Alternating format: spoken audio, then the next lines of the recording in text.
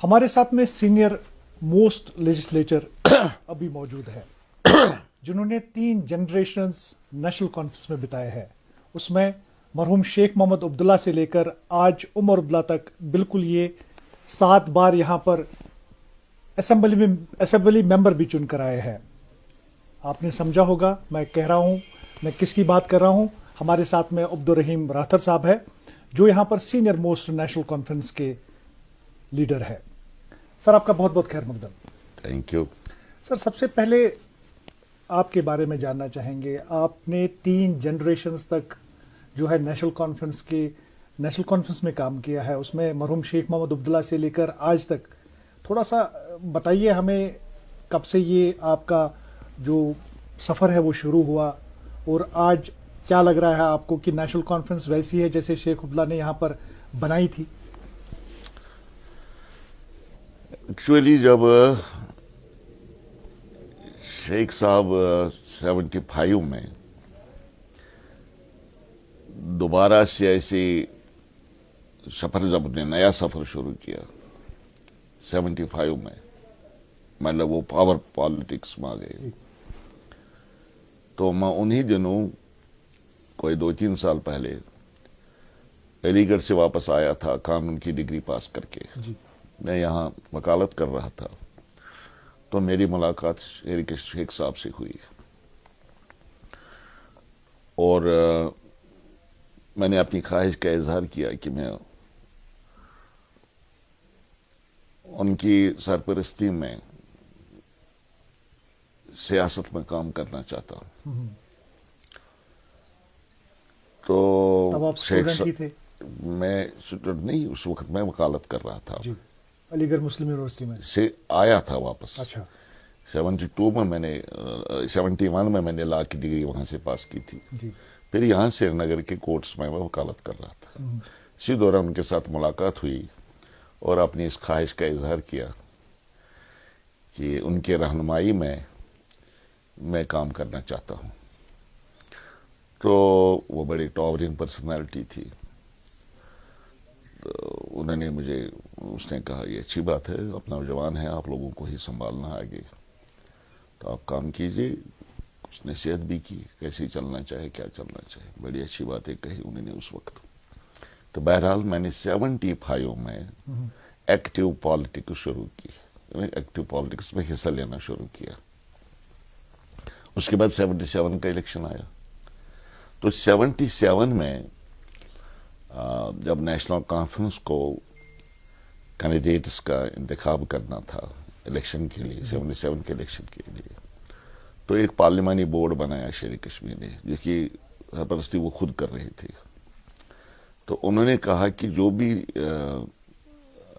شخص الیکشن لڑنا چاہتا ہے وہ اپلائی کرے، اپنا بایو ڈاٹا دے دے. تو ہم سب نے دے دیا، میں نے بھی دے دیا. پھر شیخ صاحب اور اس کے 2-3 ساتھی تھے، مرزا محمد افضل بیگ تھے، غلام محمد شاہ صاحب تھے، تو محی الدین شاہ صاحب بھی تھے، ان دونوں وہ جنرل سیکرٹری تھے نیشنل کانفرنس کے. یہ سب بیٹھے تھے اور وہ الگ الگ انہوں نے یہ جو درخواست دینے والے تھے ان کا انٹرویو لے لیا. میرا بھی انٹرویو خود انٹرویو لیا؟ میں بھی، ہاں خود شیخ صاحب تھے، میرا بھی انٹرویو لے لیا. تو بہرحال 2-3 دن کے بعد مجھے چٹھی ملی کہ آپ کو حلقہ انتخاب ظاہر شریف کے لیے ہم نے امیدوار نامزد کیا ہے، آپ الیکشن لڑے ظاہر شریف سے، حلقہ انتخاب ظاہر شریف سے. خیر اس وقت لوگوں کے ساتھ زیادہ جان پہچان میری نہیں تھی. میں نے اپنی کانسٹیچوئنسی میں ہر جگہ نہیں پہنچا تھا، مگر چونکہ شیر کشمیر کا نام تھا اس وقت تو لوگوں نے ووٹ دیے، بہت زیادہ ووٹ دیے. اور میں پہلی بار 1977 میں اسمبلی کے لیے جموں کشمیر لیجسلیٹو اسمبلی کے منتخب ہوا.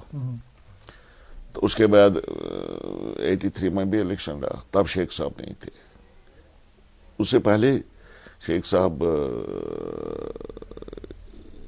کے انتقال کے بعد، ان کا انتقال 82 میں ہوا.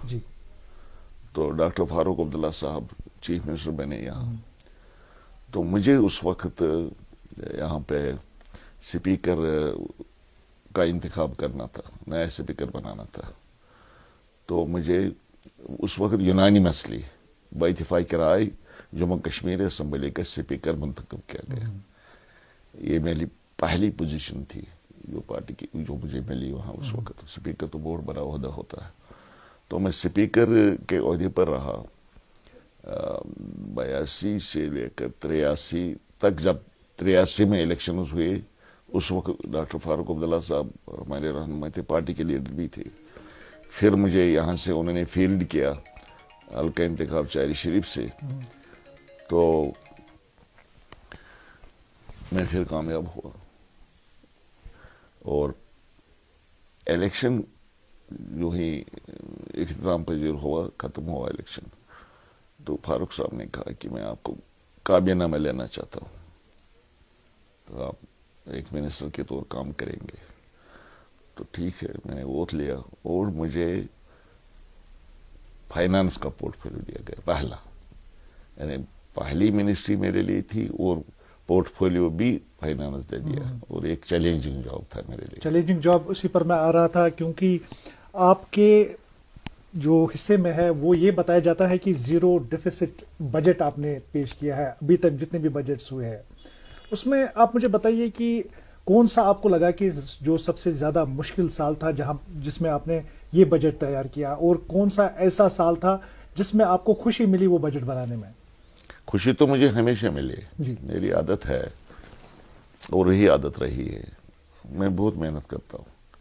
جو بھی کام مجھے سپرد کیا جاتا ہے میری ہمیشہ یہی کوشش رہتی ہے کہ to the entire satisfaction of all میں اس کام کو کروں. میرے کوئی انگلی نہ اٹھائے کسی قسم کی, اور ہر ایک سیٹسفائی ہو جائے میرے کام سے.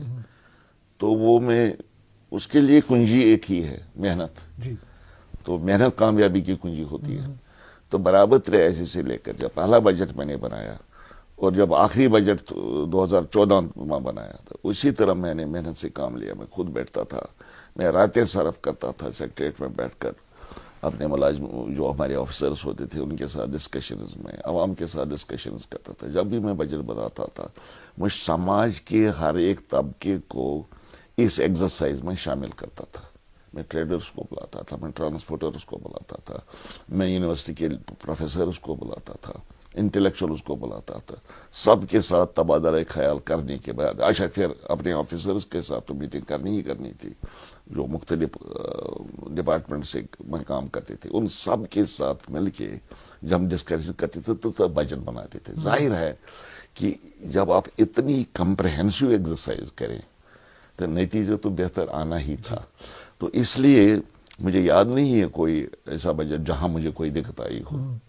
محنت کرنی تھی, محنت کی, اور لوگوں نے اپریشیٹ بھی کیا. ہر وقت جب بھی میں نے کوئی بجٹ پیش کیا تو پھر میں دیکھتا تھا کہ لوگوں کی رائے کیا ہے اس کے بارے میں. پھر اخباروں کا مطالعہ کرتا تھا. اگر کہیں کرٹیسزم بھی ہوتا تھا کسی ایک خاص نقطے پہ, تو جب میں جنرل ڈسکشن پر جہاں اسمبلی میں جواب دیتا تھا تو اس کرٹیسزم کا بھی میں جواب دیتا تھا. نہ صرف یہ کہ ہم جب جنرل ڈسکشن بجٹ پر کرتے ہیں اس میں ہمارے جو ایم ایل اے صاحبان ہیں ان کی رائے ہم سنتے ہیں, ان کی تقریریں سنتے ہیں, ان کی تعریفیں بھی سنتے ہیں, ان کا کرٹیسزم بھی سنتے ہیں. نہ صرف میں اس کرٹیسزم کا جواب دیتا تھا اپنے جنرل ڈسکشن کے بجٹ میں جب مجھے جواب دینا ہوتا تھا, نہ اس کا جواب دیتا, بلکہ جو پریس وغیرہ میں بھی مجھے کہیں کہیں کسی نے کسی خامی کا ذکر کیا ہو اس کا بھی میں جواب دیتا تھا. تو میری کوشش ہوتی تھی نہ صرف ہاؤس مطمئن ہو جائے بلکہ جو عوام ہیں جن کی نظریں ہمارے طرف لگی ہوتی تھی وہ بھی مطمئن ہونے چاہیے. کتنے ابھی بجٹس آپ نے کیے ہیں اور ووٹ آف اکاؤنٹس کے سمیت کتنے بن جاتے ہیں وہ؟ ٹوٹل بنتے ہیں 16.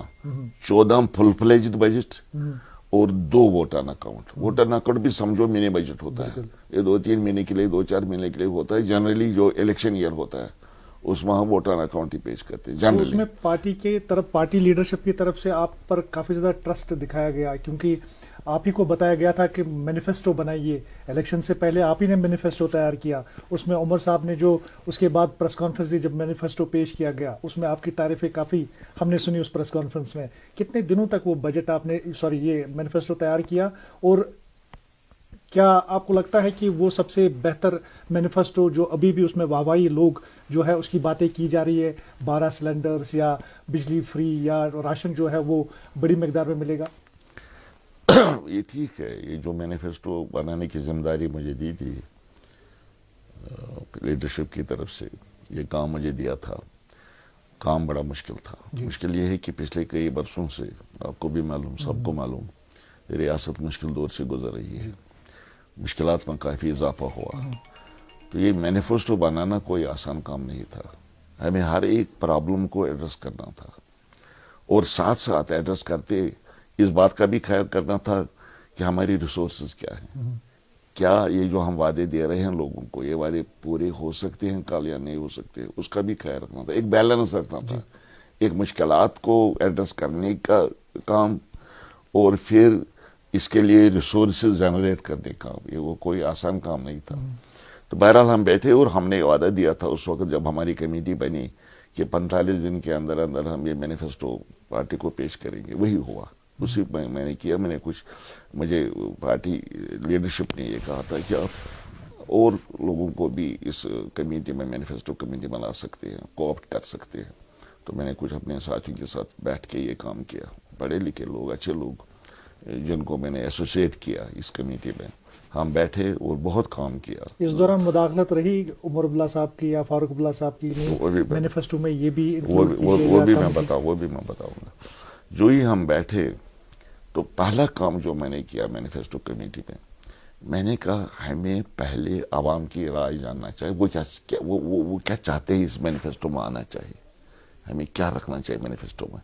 تو میں نے کہا کہ اپنے سیکرٹری جو میرے تھے اس میں، ممبر سیکرٹری، میں نے کہا کہ ریاستی جموں کشمیر کے عوام کو آپ بتائیے کہ آپ کیا چاہتے ہیں ہمیں کرنا چاہیے اگر آپ پاور میں آئے. تو آپ حیران ہو جائیں گے، ہزاروں کی تعداد میں ہمیں سجیشنز ملے. Through mail, what's app? Through mail. ہم نے کہا تھرو میل ہی، واٹس ایپ بھی، میل بھی. اچھا ابھی میں بتاؤں گا. اچھا میں نے کہا پہلے تو یہ مینیفیسٹو جو ہم بنا رہے ہیں یہ عوام کے لیے بنا رہے ہیں، چلو ان کی رائے جاننے کی ہم کوشش کریں گے، ورنہ ہم کمرے میں بیٹھ کر خود فیصلہ کریں گے، وہ اچھا نہیں ہوگا. تو فیڈ بیک ہمیں لینا چاہیے. یعنی کہ اس مینیفیسٹو میں پبلک ٹچ بھی تھا، بہت زبردست فیڈ بیک ملا. میں کہتا ہوں ہزاروں کی تعداد. اچھا ایک سب سے بڑی بات جو یہ میلز ہمیں ملے، میں نے اپنی کمیٹی کو کہا کہ ایک ایک میل کو پڑھ لیجئے، ورنہ کبھی فارملٹی ہوتی ہے، وہاں سے فیڈ بیک آئے گا، پڑھیں گے نہیں، یہاں پر ڈسٹ بن میں چھوڑیں گے، وہ اچھی بات نہیں. میں نے کہا ایک ایک میل کو پڑھ لیجئے، ایک ایک میل کو ہمیں پڑھے. یہ چھوٹا کام نہیں تھا، ہزاروں میلز کو پڑھنا. تو ایک میل فیڈ بیک ہمیں یہ ملا. باقی جو ممبران تھے ان کا بھی تو فیڈ بیک تھا. اپنی پارٹی جو ہماری نیشنل کانفرنس کی پارٹی ہے، پوری پارٹی کو ہم نے متحرک کیا. اپنے زونل لیول پر پارٹیز ہیں، ڈسٹرکٹ لیول پر ہمارے جو یونٹس ہیں، بلاک لیول پر، ان سے ہم نے کہا آپ فیڈ بیک دے دو، آپ کو لوگوں کو فیس کرنا ہے کل، اب بتائے لوگ آپ سے کیا کر رہے ہیں. تو گویا ایک کمپریہنسو ایکسرسائز کرنے کے بعد ہم نے یہ ایک مسودہ تیار کیا. اس کے بعد جناب عمر صاحب جو ہمارے لیڈر ہیں، ان کو بھی ہم نے تقریب دی ایک بار. ہم نے کہا اب ہم نے یہ ایک ڈرافٹ مینیفیسٹو یہاں پر بنایا ہے، آپ بھی سن لیجئے ہم نے کیا بنایا. اچھا پھر انہوں نے بھی سجیشنز دے دی، اس میں کوئی شک نہیں. کہیں کہیں جہاں پر ان کو لگا کہ اس میں کچھ امپرومنٹ کی گنجائش ہے، انکلوڈ کرنا ہے کوئی بات، وہ بھی انہیں مہربانی ان کی، وہ بھی کافی دیر ہمارے ساتھ، ایک دن وہ بیٹھے ہمارے ساتھ، ہمارے ساتھ تبادلہ خیال کیا. تو فائنلی جو پھر ڈرافٹ تیار ہوا، پھر ڈاکٹر فاروق عبداللہ صاحب سے بھی ہم بیٹھے، انہوں نے بھی بات ان چیزوں کو سنا، ان کی سجیشنز بھی آئی. تو گویا یہ ڈاکومنٹ جو بنا بہت ہی کمپریہنسو ایکسرسائز کرنے کے بعد تیار ہوا. اور مجھے خوشی ہے کہ عوام نے بھی اس کو سراہا ہے، بلکہ کئی پورے ملک سے ہمیں سمجھ لیجئے اس کی پذیرائی ہوئی ہے کہ یہ بہت زیادہ محنت کی گئی ہے. تو مینیفیسٹو ہم نے تیار کیا، لوگوں کے سامنے رکھا. شکر ہے کہ عوام نے اس کو قبول کیا. راضی صاحب مختصر آپ کے جواب چاہتا ہوں کیونکہ سوالات تھوڑا سا میں زیادہ پوچھنے والا ہوں. اس میں آپ مجھے بتائیے کہ اب تو مینیفیسٹو بھی آ گیا، الیکشنز بھی ہو گئے، جو 2000 یعنی کہ 19 کے پہلے کے الیکشنز تھے اور پوسٹ 2019 کے الیکشنز جو ایک ہوا جس میں آپ نے بڑی میجارٹی سے جیت حاصل کی، کیسے ڈفرینشیٹ کریں گے ان الیکشنز کو؟ آج کیوں یہ جو الیکشن ہوا کیوں امپورٹنٹ تھا؟ ایک تو یہ پہلا الیکشن تھا، یہاں پر جو چینجز ہو گئی 2014 کے بعد میں کہوں، اور خصوصی طور 5 اگست 2019 کے بعد یہ پہلا الیکشن تھا جس میں یہاں کے عوام کو اپنی رائے کا اظہار کرنا تھا کہ جو کچھ ہوا کیا وہ اس کے ساتھ ہیں، کیا وہ سمجھتے ہیں کہ وہ اچھا ہوا یا نہیں ہوا. یہ ایک ٹیسٹ تھا عوام کے لیے، عوام کو اس کا، کیونکہ 2019 میں جو کچھ ہوا مرکزی سرکار نے کیا، ان کا دعویٰ یہ تھا کہ جو کچھ ہم نے کیا عوام اس کے ساتھ ہیں. وہ تو بار بار کہا، یہاں بھی کہا انہوں نے، نیشنلی بھی کہا اور انٹرنیشنلی بھی اس کو سیل کرنے کی کوشش کی کہ یہاں کے عوام اس کے ساتھ ہیں جو ہم نے کیا. اب عوام کو ابھی موقع نہیں ملا تھا کہ وہ کہیں ہم اس کے ساتھ ہیں یا نہیں ہیں، تو یہ پہلا موقع ان کو ملا اس الیکشن میں. عوام نے اس وقت، حالانکہ جو فیصلے ہوئے اندر اندر سے لوگ اس کو پسند نہیں کرتے تھے، باہر نہیں آیا، ڈنڈا نہیں اٹھایا، پتھر نہیں اٹھائے، ماحول بھی ایسا یہاں پر تھا کہ وہ شاید اپنے غم غصے کا اظہار نہیں کر سکتے تھے، حالات ہی ایسے تھے، نہیں کیا. لوگ خاموشی سے انتظار کرتے رہے کہ وقت آئے گا ہم امن سے، پرامن طریقے سے اس کا جواب دے دیں گے. تو یہ موقع ان کو آیا الیکشن کا، اور الیکشن میں لوگوں نے ثابت کر دیا اور یہ کہہ دیا جو کچھ ہوا ہمیں وہ پسند نہیں. کیوں؟ کیونکہ وہ پارٹیز جو اس فیصلے، انہیں اگست 2019 کے فیصلے کی تعریفیں کرتے تھے، وہ بھی فیلڈ میں آ گئے الیکشن لڑنے کے لیے. سب بی جے پی بھی آ گئی یہاں پہ، اور باقی پارٹیز جو ان کے سمجھ لو ان کے الائز تھے سمجھو، وہ بھی فیلڈ میں آ گئے. تو ان سب کو یہاں کے عوام نے ریجیکٹ کر دیا. یہ آپ کے سامنے بات ہے. اور ایک پولیٹیکل پارٹی جو اس فیصلے کے خلاف تھی، نیشنل کانفرنس، ان کو زبردست مینڈیٹ ملا، پہلی بار ملا. ایک بات تو یہ ہے. دوسری بات، یہاں کے عوام جو ہیں قابل تعریف ہیں، اس لیے قابل تعریف ہیں کہ ایک فل مینڈیٹ دے دیا، فریکچر مینڈیٹ نہیں دے دیا. اچھا اس میں یہ پریشانی ہوتی اگر خدا نہ خواستہ فریکچر مینڈیٹ ہوتا تو وہ گورنمنٹ سٹیبل نہیں بنتی، وہ انسٹیبل گورنمنٹ ہوتی ہے.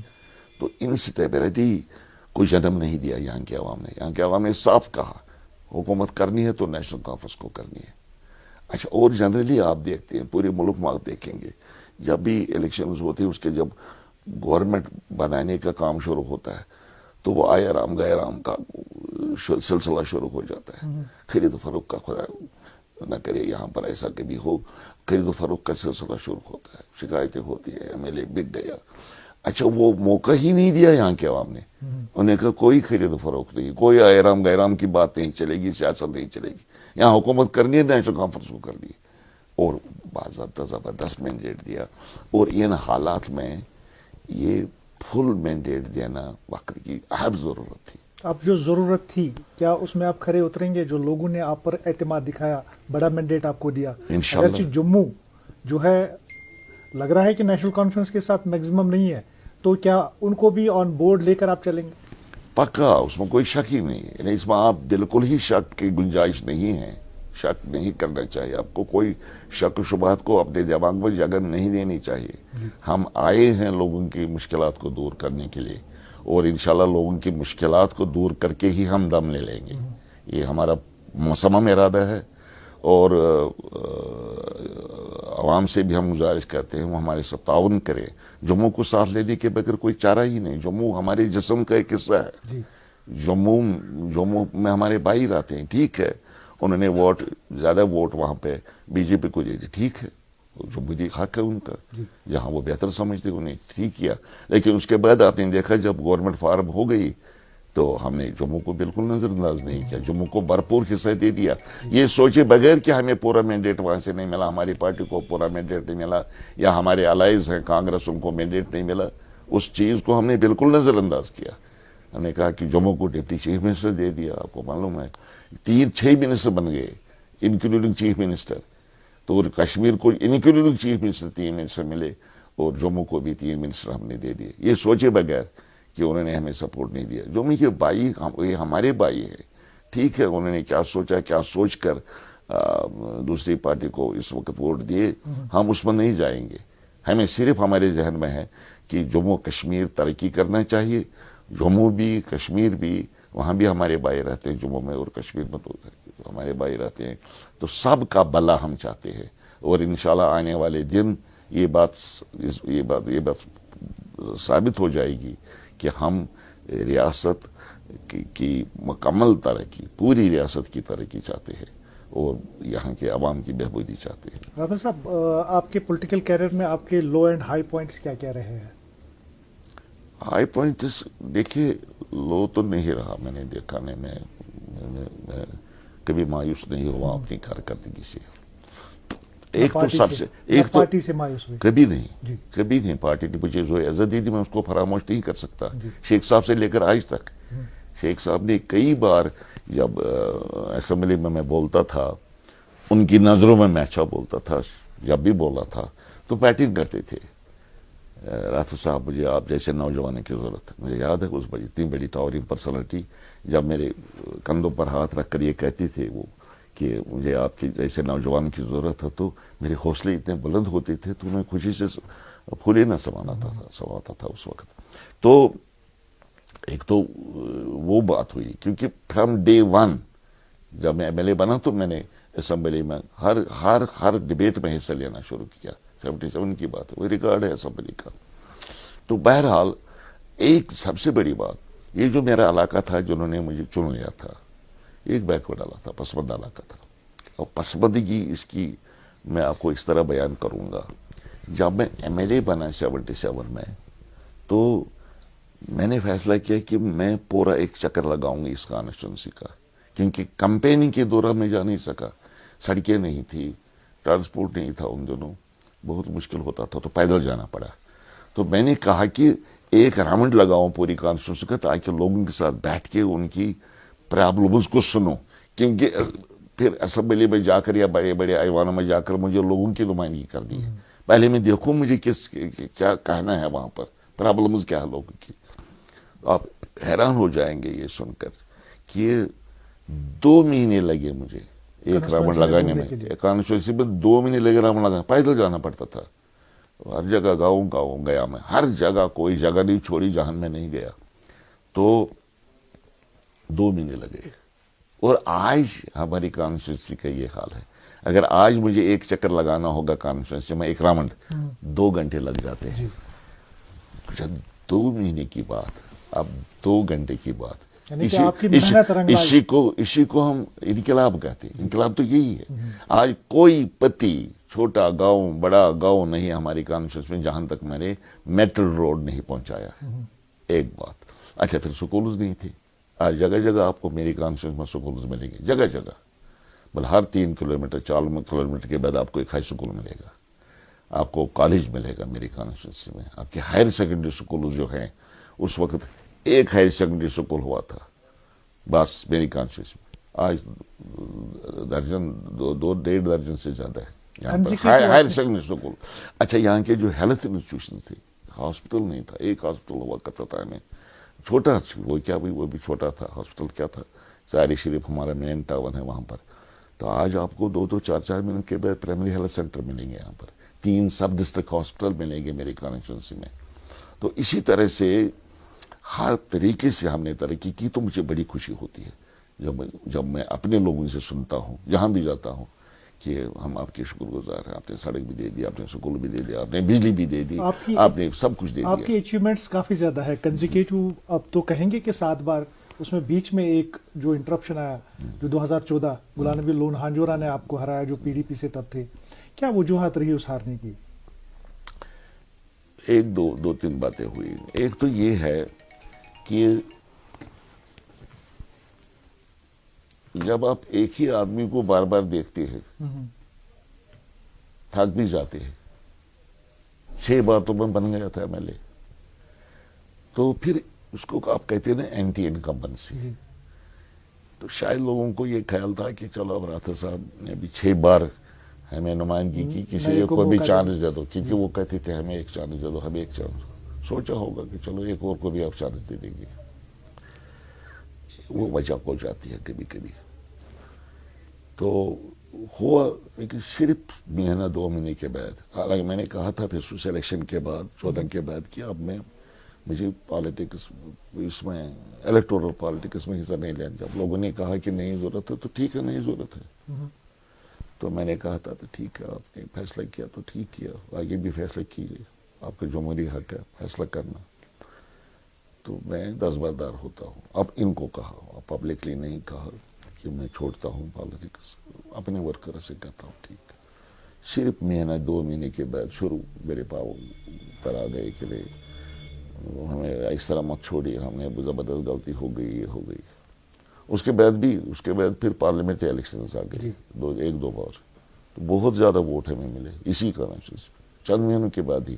اس کا مطلب ہے کہ میرے ووٹر اس کو پچھتاوا تھا, پھر ہم نے غلط کیا. اور بہت اچھے مارجن سے پارلیمنٹری کینڈیڈیٹ جو ہمارا تھا اس کو یہاں سے مینڈیٹ ملا.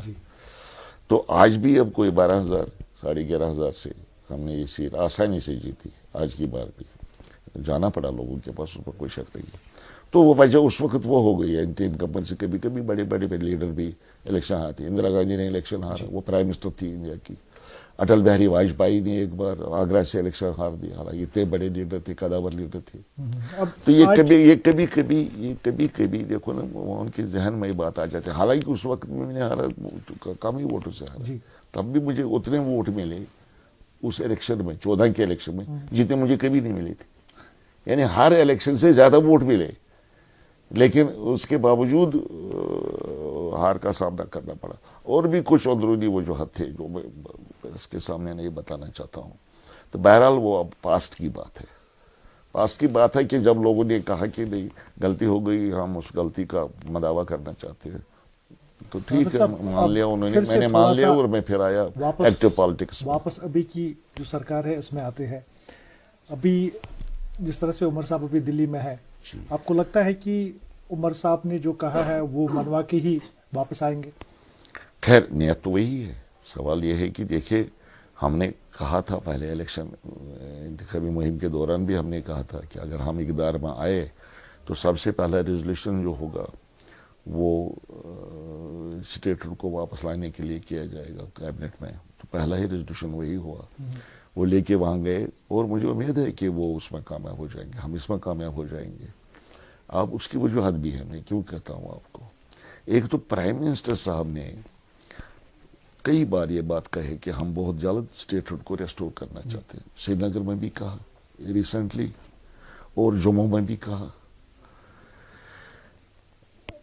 جو ہمارے ہوم منسٹر صاحب ہیں انہوں نے پارلیمنٹ میں کہا ہے, پارلیمنٹ سے باہر بھی کہا ہے کہ 2-3 چیزیں ہمیں کرنی تھی. ایک تو ہمیں ڈیلیمیٹیشن کرنا تھا, اس کے بعد الیکشن کرنا تھا, اور الیکشن کے بعد اسٹیٹ دینی ہے, ریسٹور کرنا ہے. ڈیلیمیٹیشن بھی ہو گیا, اب الیکشن بھی ہو گیا. اب تیسری باری ہے وہ کرنے کی جو ان کی کمٹمنٹ ہے. 2 باتیں. تیسری بات, سپریم کورٹ آف انڈیا جو ہائیسٹ ٹیمپل آف جسٹس ہے ہمارے ملک میں, سپریم کورٹ نے بھی پچھلے سال 370 پر جب فیصلہ صادر کیا, اس وقت یہ بھی ایک ایشو تھا, کیا ایک اسٹیٹ کو یونین ٹیریٹری بنایا جا سکتا ہے, اس پر فیصلہ دینا تھا. سپریم کورٹ نے فیصلہ نہیں دیا. اس لیے نہیں دیا, انہوں نے کہا کہ اب اس پر فیصلہ دینے کی ضرورت نہیں ہے, کیونکہ گورنمنٹ آف انڈیا کے وکیل نے ہمارے سامنے کہا کہ ہم گورنمنٹ آف انڈیا بہت جلد وہاں اسٹیٹ کو ریسٹور کرنا چاہتے ہیں, ہمیں فیصلہ دینے کی اب اس پر ضرورت کیا ہے. گویا سپریم کورٹ کا بھی فیصلہ ہے. جب اتنے بڑے مطلب ہستیاں, پرائم منسٹر تو سب سے بڑی ہستی ہے پورے ملک میں, ہمیں ان کی باتوں پر اعتبار کرنا چاہیے, ہمیں ہوم منسٹر کی باتوں پر اعتبار کرنا چاہیے, ہمیں سپریم کورٹ کے فیصلے پر اعتبار کرنا چاہیے. اب کیا چاہیے آپ کو, ضمانت. تو مجھے لگتا ہے یہ سب چیزیں جب آپ کے سامنے ہیں تو اسٹیٹ ہوڈ تو ریسٹور ہوگا ہی, مجھے لگتا ہے. تو یہ جو اٹیکس ہوئے یہ کچھ انٹرفیرنس ڈال سکیں گے اس میں جو اسٹیٹ ہوڈ ملنے والی تھی؟ دیکھیے یہاں پر جو ہماری اسٹیٹ ہے ابھی ملیٹنسی اگر آپ کہیں گے کہ پوری طرح سے ختم ہو گئی, یہ واقعات تو کام تو ہو گئی ہے, اس میں کوئی شک نہیں, سب جانتے ہیں بالکل اس میں. مگر ابھی یہ واقعات تو ہوتے, جموں میں بھی کچھ واقعات ہوئی, اس میں کوئی شک ہی نہیں. یہ قدوں کا واقعات ہوتے رہتے ہیں, اس میں گھبرانے کی بات نہیں ہے. اگر ان واقعات کی طرف جاتے تو پھر الیکشن نہیں کرنا تھا.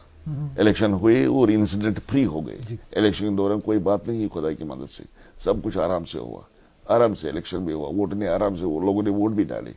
یہ ایک دو کا واقعات ہوتے ہیں، ان سے ہمیں گھبرانا نہیں چاہیے، ہمیں آگے بڑھنا چاہیے، ڈرنا نہیں چاہیے۔ سر آخر میں جاننا چاہیں گے، ابھی جس طرح سے کیونکہ آپ سینئر موسٹ لیجسلیچر ہے اور اس میں سینئر لیڈر بھی آپ نیشنل کانفرنس کے ہے، تو آپ کی کنٹریبیوشن اس میں کیا رہے گی؟ نمبر 1، نمبر 2، اور آپ کا نام جو ہے سامنے آ رہا ہے، شاید آپ کا اسپیکر کا پوسٹ ملنے والا ہے، تو اس کو لے کر بھی آپ کیا کہیں گے؟ دیکھیے، میری ریسپانسبلٹی پارٹی نے مجھے یہ دے دی ہے کہ مجھے کھڑا کیا ہے یہاں پھر اس اپنے حلقے انتخاب سے اس علاقے کو ریپرزینٹ کرنے کے لیے۔ ایک لیجسلیٹر جو ہوتا ہے، نہ صرف وہ اپنے علاقے کی نمائندگی کر سکتا ہے، یا نہ صرف اس کو اپنے علاقے کی نمائندگی کرنے کی ذمہ داری ہوتی ہے، اس کو اسٹیٹ کے لیے بھی کنٹریبیوٹ کرنا پڑتا ہے۔ جب ہم اسمبلی میں جاتے ہیں تو میری عادت ہے نہ صرف میں اپنے علاقے کی نمائندگی کرتا ہوں، میں پوری اسٹیٹ کی نمائندگی کرتا ہوں۔ ایک فورم مجھے ملا ہے اسمبلی میں جانے کا اور وہاں بات کرنے کا، جو گورنمنٹ ہے ان کی پالیسیز پر اپنی رائے اظہار کرنے کا، یہ سب سے بڑی بات ہے۔ اس سے زیادہ ذمہ داری مجھے کیا ملنے والی ہے؟ دیکھیے، اگر آپ کا اشارہ اس طرح ہے کہ منسٹریز وغیرہ کا بات، منسٹریز میں نے بہت زیادہ کی ہے اور اللہ تعالیٰ کی مدد سے کنٹریبیوٹ بھی کیا ہے، اس میں کوئی شک نہیں، تو اب شوق بھی نہیں رہا ہے زیادہ منسٹریز کرنے کا۔ میں سمجھتا ہوں کہ میں ایم ایل اے بن گیا، میں بہت کچھ بن گیا، ایم ایل اے بہت کچھ کر سکتا ہے، تو اس لیے یہ جو آپ کہتے ہیں کہ اسپیکر کا نام لیا جا رہا ہے، میڈیا میں نے دیکھا، I have not been sounded, مجھے کسی نے نہیں کہا آپ کو بنا رہے ہیں، کسی نے نہیں بنایا، نہ میں نے کسی سے کہا کہ مجھے کوئی عہدہ چاہیے، دل سے میں کہتا ہوں، مطلب کچھ تو زبانی لوگ کرتے ہیں، میں دل سے کہتا ہوں، میں عہدے کے پیچھے کبھی نہیں رہا ہوں، جب بھی عہدہ مجھے ملا پارٹی نے دے دیا، میں نے کبھی ادھر سے نہیں کہا آج تک۔ اگر آپ میری سیاسی زندگی دیکھیں گے 40 سال سے، کبھی میں نے کوئی چیز اپنے لیے ہی نہیں مانگی۔ یہ سب سے بڑی بات تھی کہ پارٹی نے مجھ پر ٹرسٹ کیا اور اپنے علاقے سے مینڈیٹ دے دیا، آپ نے کہا کہ آپ ہماری پارٹی کو آپ ریپرزینٹ کیجیے یہاں پر۔ انہوں نے مجھے یہ اعزاز بخشا کہ میں الیکشن لڑوں، میں نے الیکشن لڑا، الیکشن جیتا، اپنے لوگوں کا مشکور ہوں، انہوں نے ووٹ دے دیا، اور پارٹی کا مشکور ہوں، انہوں نے مجھے ٹرسٹ کیا، یہ میرے لیے بہت بڑی بات ہے۔ باقی عہدوں کے پیچھے میں کبھی نہیں رہا ہوں، ہاں جب پارٹی نے کبھی عہدہ دے دیا تو ہم نے وہ بھی سنبھال لیا، اس میں کوئی دقت نہیں، مگر ذاتی طور میں نے کبھی عہدہ نہیں مانگا ہے۔ بہت بہت شکریہ سر آپ کا۔